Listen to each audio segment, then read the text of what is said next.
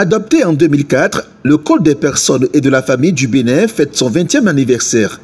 Pour la circonstance, l'Association béninoise de droit de la famille, en collaboration avec les facultés de droit des universités de Parakou et d'Abomey-Calavi, a organisé un colloque international dont le terme est intitulé « Code des personnes et de la famille, 20 ans après, quel droit pour quelle famille ?» Vous savez, le Code des personnes et de la famille a été adopté il y a 20 ans.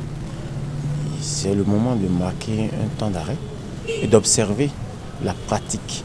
Comment est-ce que le Code a été utilisé, les différentes dispositions du Code, comment les praticiens l'ont mis en œuvre, qu'est-ce qu'il y a, les nouveaux défis auxquels la famille est confrontée. Vous savez, aujourd'hui, la procréation médicalement assistée est rentrée dans les mœurs ou commence par rentrer petitement dans nos mœurs. La question de l'homosexualité, la question de la gestation pour autrui, ainsi de suite, ce sont des nouveaux défis, des nouveaux horizons qui ébranlent le Code des personnes de la famille. Quel choix nous devons faire? Quel choix nous devons faire?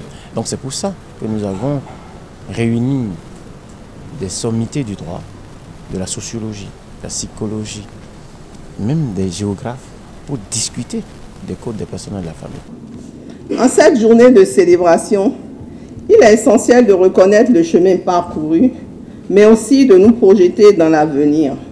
L'objectif reste de garantir que chaque citoyen puisse exercer ses droits familiaux dans un cadre juste, transparent et égalitaire.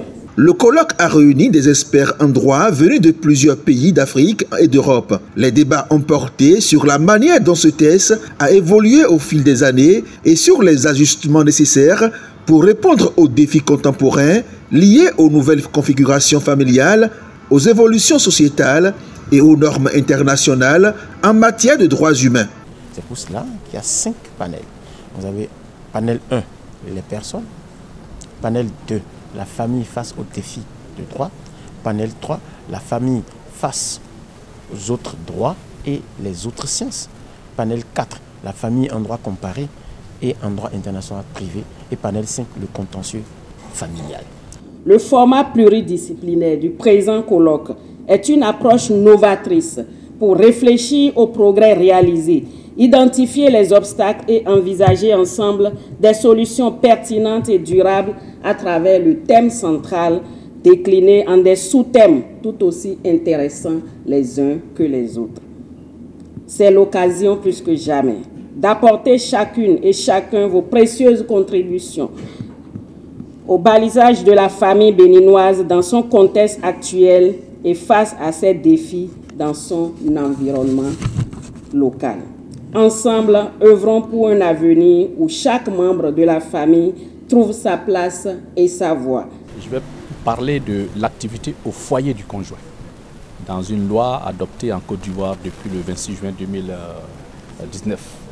Mais c'est une loi qui fait suite aussi à ce vocable consacré par le droit béninois déjà sur la même thématique, avec la même vocation, qui consiste à dire que cette notion-là ou cette activité va servir, n'est-ce pas, de contribution au conjoint qui est au foyer.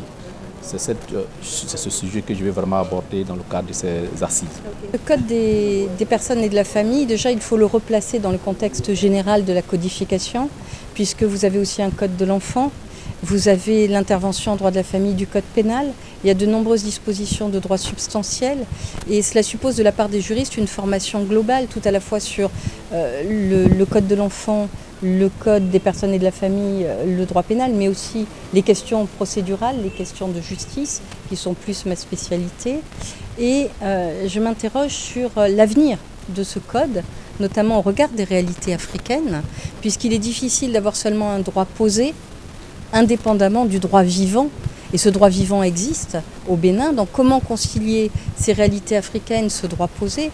Et c'est la même chose en France. Nous avons aussi les réalités occidentales et on voit qu'on avance de plus en plus dans un sens.